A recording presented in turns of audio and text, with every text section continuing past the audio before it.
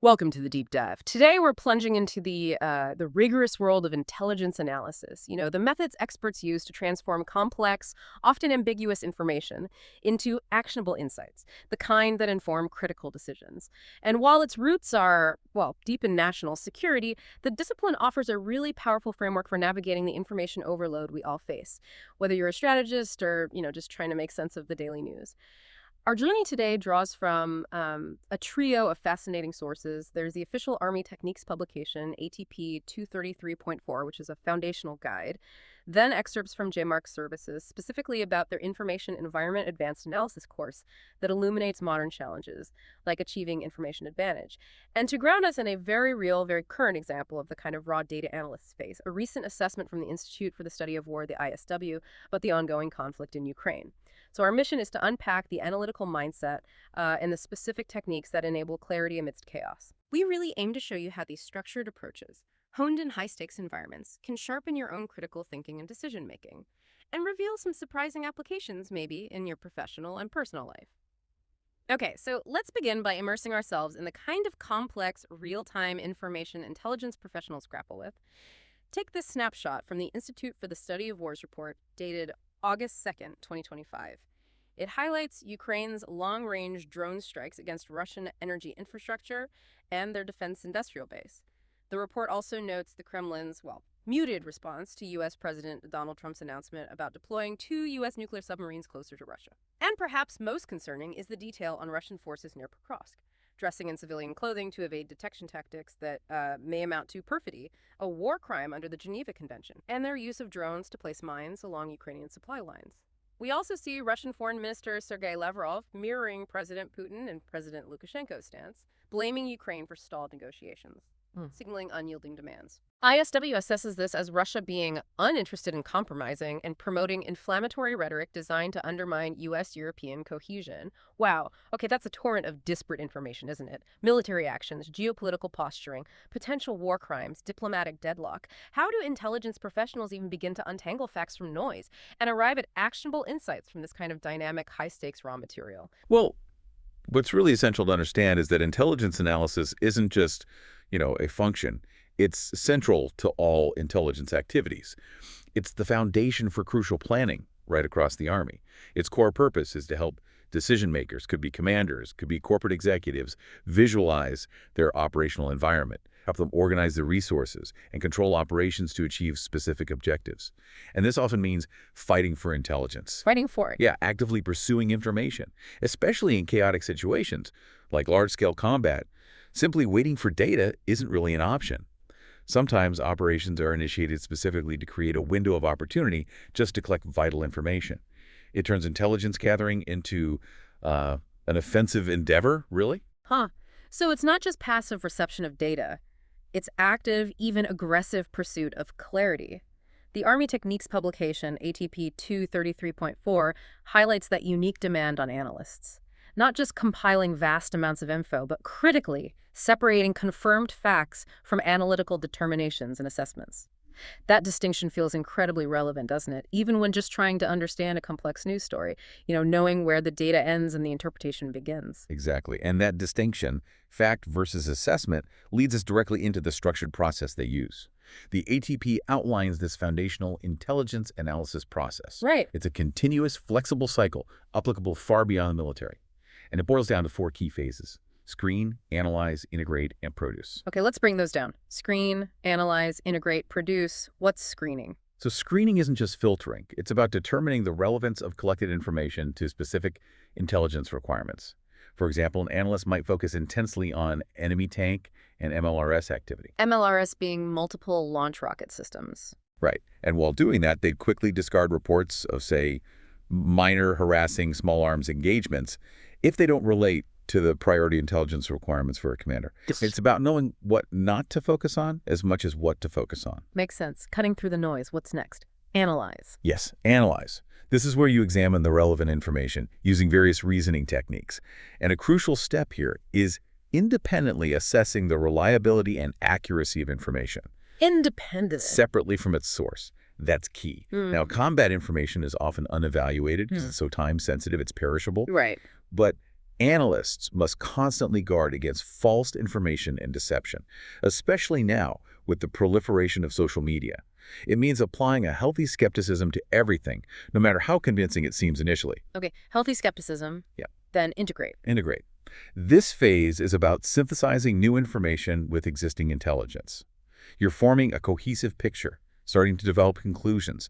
Imagine new drone reconnaissance confirms enemy tanks moving south. An analyst integrates this with existing knowledge, maybe about their doctrine, their supply lines, to tentatively determine the enemy's intent. Say, a high probability of an advance against a brigade combat team, a BCT, within 12 hours. It's connecting the dots, not just collecting them. Connecting the dots, I like that. And the final step, produce. Finally, produce. This is where the analysis culminates in a clear, concise determination or assessment for decision makers.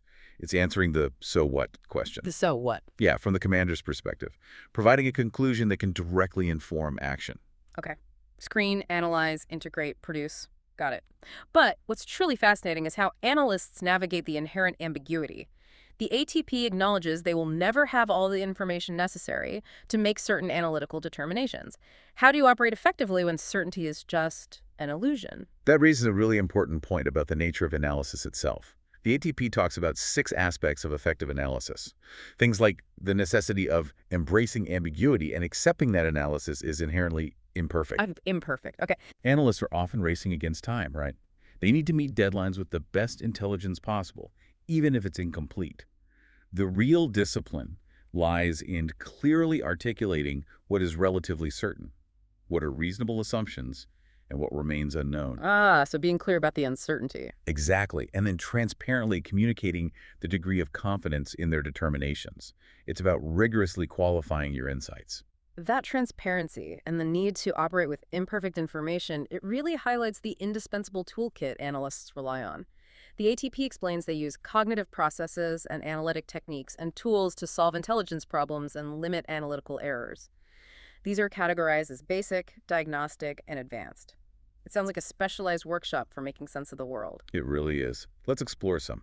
For basic techniques, these help generate initial insights and structure problems.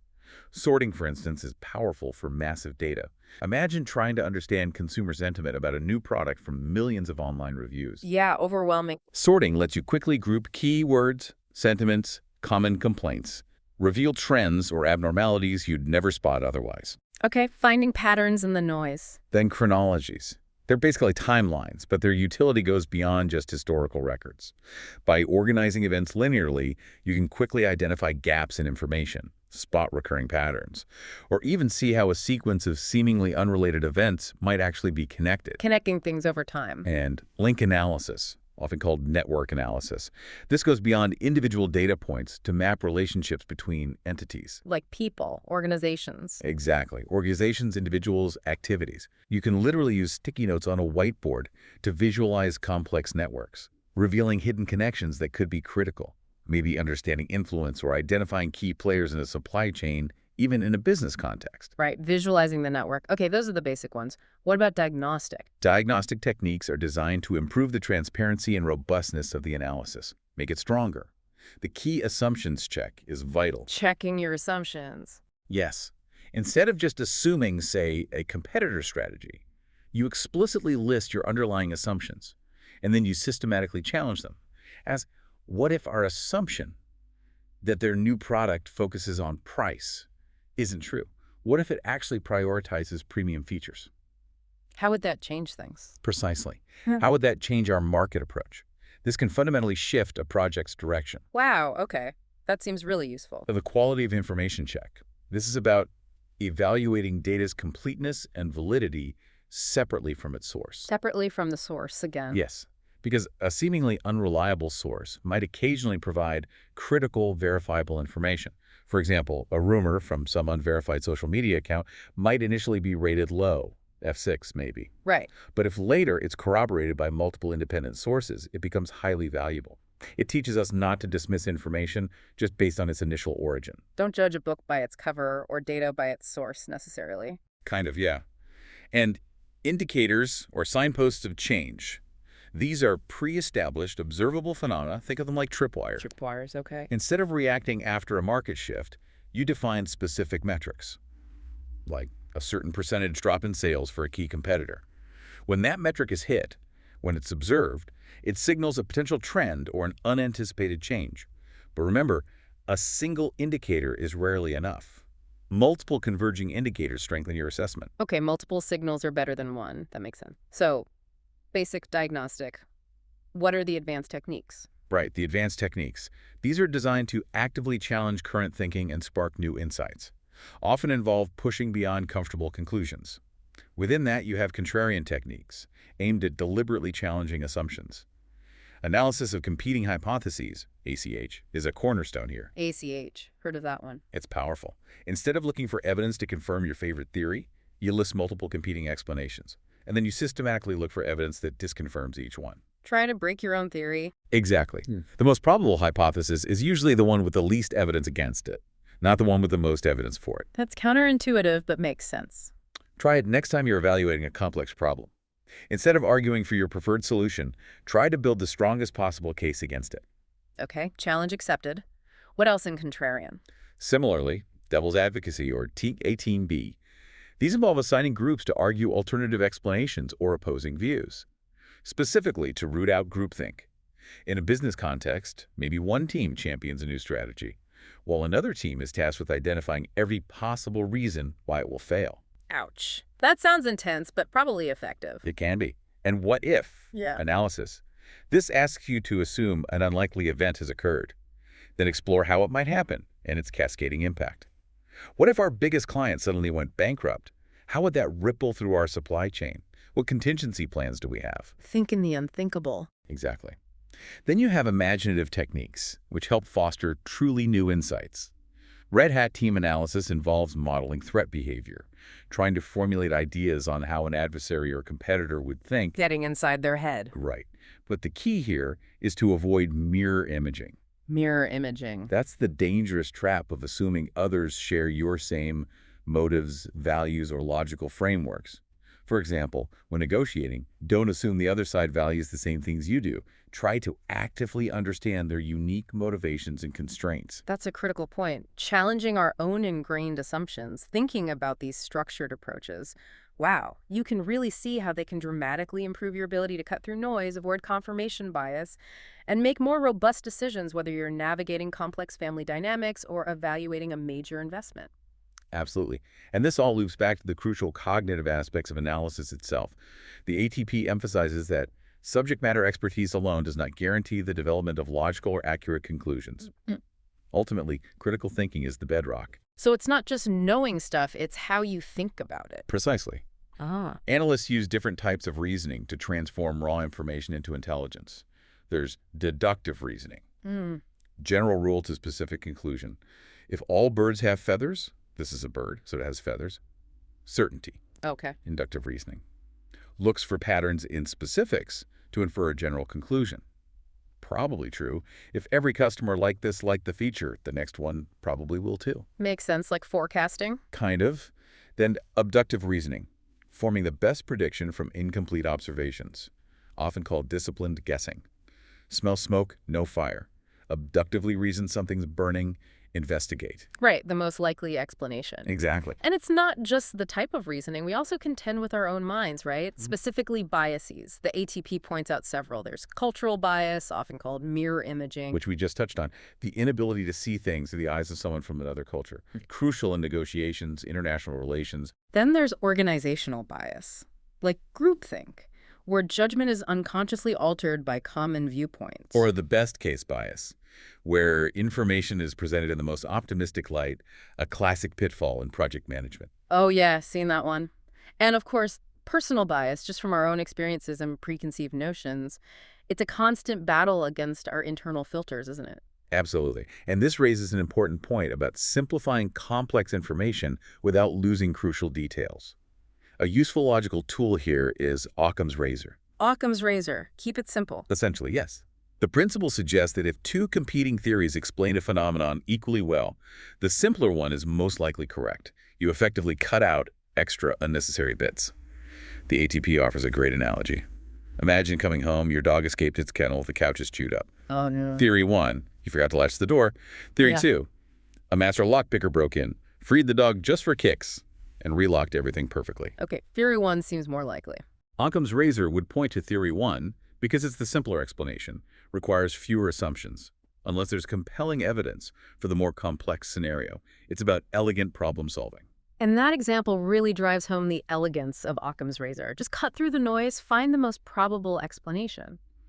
Now, connecting this to the modern world, the JMark services source highlights how the evolving information environment and digital age competition demand even more advanced analytical approaches, moving beyond just raw data to understanding human behavior. That's exactly where the Information Environment Advanced Analysis, or IEAA, course steps in. It focuses on the operational information environment, the OIE, and achieving information advantage, IAA. It's really about understanding how information shapes behavior. A key component is behavioral influence, which delves into the decision-making calculus of target audiences. The why behind their actions. It's exactly. This includes concepts like will, understanding an adversary's motivation beyond just their capabilities. Also, human factors and group dynamics, how individuals and groups behave. Prospect theory, which explores how people make decisions under risk and uncertainty. And social identity theory, looking at how group affiliations shape perceptions and actions. What's truly insightful is the emphasis on how understanding and measuring will is often even more important than measuring capabilities in these information-dense problems. More important than capabilities. Often, yes. It's about getting inside the decision-maker's head. That's a profound shift in perspective. Focusing on the human element, the will, rather than just the can. Think about how you, the listener, encounter these biases and types of reasoning in your everyday information, from a politically charged social media post to a detailed business report. Developing these analytical muscles and just being aware of these pitfalls can profoundly improve how you navigate the world, how you make your own informed decisions. It transforms you from just a consumer of information into a true analyst of it. So we've journeyed through the intricate world of intelligence analysis today. We've seen that it's a highly structured, continuous process designed to bring clarity to complex situations and inform critical decisions, whether on the battlefield or in the boardroom. The comprehensive analytical toolkit, from basic sorting to advanced analysis of competing hypotheses, provides powerful ways to identify insights and challenge assumptions. And crucially, understanding cognitive biases and different types of reasoning is essential for accurate assessment, refining our ability to separate fact from inference. Finally, in today's dynamic information environment, gaining information advantage means moving beyond mere capabilities to deeply understanding human behavior and motivation. The will. Yeah. And maybe as a final thought, as you process information in your daily life, especially anything that strongly confirms what you already believe, just pause. Pause and ask yourself, what evidence might actually disconfirm this? What assumptions am I implicitly making here? And what alternative perspectives might I be missing? That disciplined pursuit of clarity, it really is a skill invaluable for life. Exactly. Actively applying these principles in your own information consumption and decision-making will fundamentally transform how you become truly well-informed. Thank you for joining us on this deep dive. Keep questioning, keep exploring, and keep seeking clarity.